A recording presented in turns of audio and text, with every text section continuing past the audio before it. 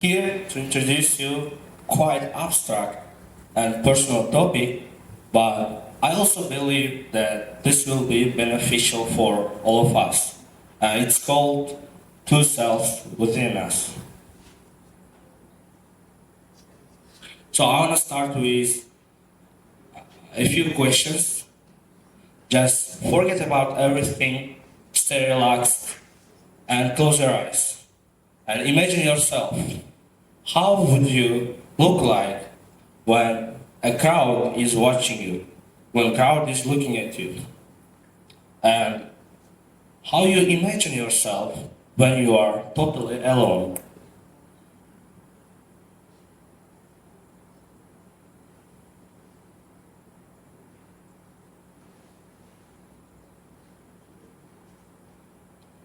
So thank you. And the guy in the brown sweater, please. Yes. Could you please answer my question? Were these two versions of yourselves different from each other? Thank you. And any volunteers from girls? Yes, please. They were surely Okay, thank you. So, if they were different, I'm happy because this topic is exactly for you. So, the name comes from the two personalities. I call them public self and private self. And mostly people have both of them. And I call the public one as the daily performance. Because when I think about the public one, I remind myself the words of the Shakespeare. He says, life is a play and we are all actors and performers. In daily basis, when we are into social groups, where we are into our class, we adapt ourselves so they'll feel that we are valuable people to them. You will seek your importance in the group or in the society, so you don't feel as the person who has zero importance. And it comes from the hunger for approval. You have your public self because you wanna be acknowledged that you are an important person to someone else. And in order to get this approval, you would adapt and find the ways to fit into that particular social group. For example, if you want to get involved in research, in scientific research between young scientists, you will start conversations with common concepts or theories that they might be interested in rather than the questions that are in your mind. Next one is private self, and I call it silent reflections. You will have this personality when you are totally alone in a quiet place. You will just sit in the corner, bend your head, and think, how I am living my life. How is this going on? What I did right so far, and what mistakes I had in my life. And from them, there will be some developments in the thoughts, in your personal values and boundaries. So I want to give my own example. From childhood, I was talented in arts and literature, particularly in poetry. I would memorize poems really fast compared to my peers. But my parents persuaded me to take up science and give up literature. So I listened to them and learned concepts and theories mostly into science. And I ended up blocking my own talents and learning what my parents recommended me. And recently, in November, I took my IELTS and this blocking up my own talents collapsed me.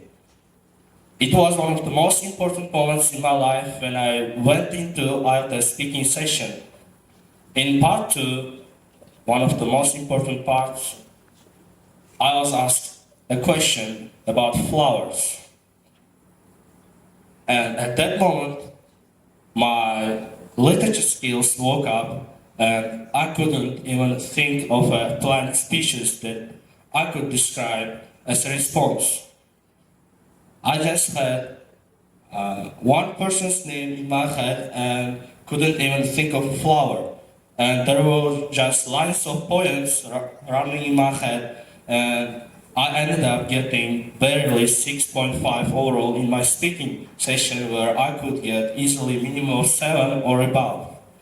So that's one of the moments where my private self and public self confronted each other and ended up collapsing.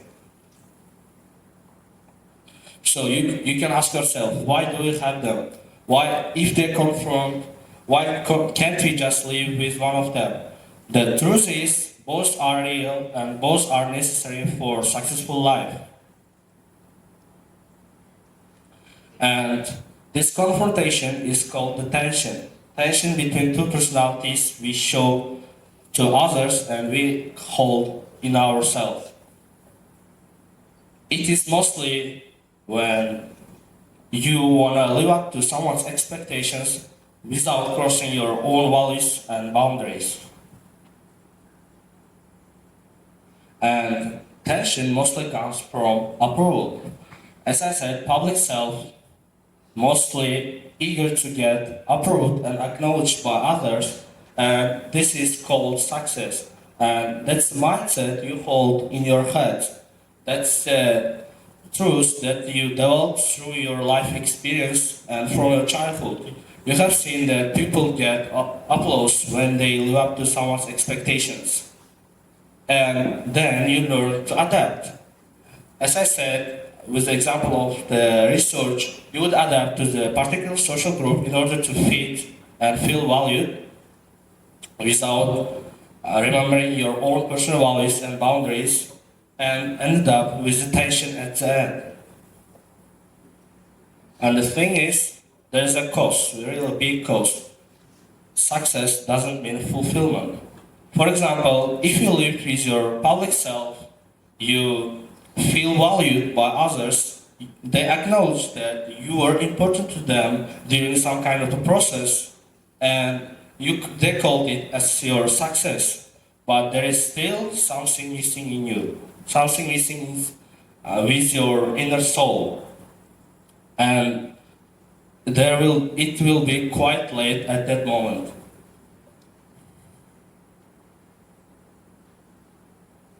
And after the tension, there will be a restless doubt. I call it restless because if you did a big decision in your life without considering both self personalities, you will have doubt after some time.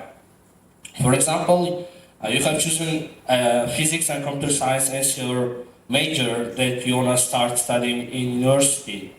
But after some time, you failed in some exams and you start doubting yourself. Why can't I have just chosen economics and business and go on what I was good at rather than choosing the choices that other people recommended me? And you'll wake up, you live your day, and at the end of the day, you'll just sit and regret about some decisions you did in your life. So how to avoid that? Every time you want to make a big decision in your life that can change your life, just sit, relax, and illustrate yourself in your mind how it would look like for every choice you have. For example, to some questions, some offers, if I accept that offer, how would I look like in the future? And also see, if I reject it now, how would I look like after some time? And after illustration, ask yourself this question: is this really me? Is this the thing I want to get in the future? Does it align with my personal values and boundaries, with the sides I want to show to others? And the solution is common language, and it comes from simple things from physical science. For example, just think of an opinion that you might have chosen and relax. Let your body speak for you. For example, there will be some time choosing some options will end up with little bit of headache, and that comes from the doubt of the person, that comes from the public self. And sometimes there can be a little bit of chest press, the pain in your chest, that comes from the private self. So in order to make the best decision, just let your body feel, and when there is no headache and there is no chest press, that might be the one of the greatest decisions you have ever made in your life. So, before pursuing a new hobby, new activity in your life, ask these three important questions. Whose voice outweighs the other one? Like, for example, in some science fairs, festivals, you might consider to go on with the public self in order to build good reputation and show that you are the person who is worthy of success. And then ask yourself, if there is no audience, just me showing my skills and abilities. And also ask yourself, what am I postponing? In order to achieve something, we should give up on other things. And it's called opportunity cost. If I give up that thing, is it worth of postponing, like achieving it later rather than now? If it's yes, it's good. If it's not, it shouldn't be forgotten. So, in order to live a good life that feels successful and also relaxed, you should stop performing, like showing up as another person in front of others, and start directing the two selves within you.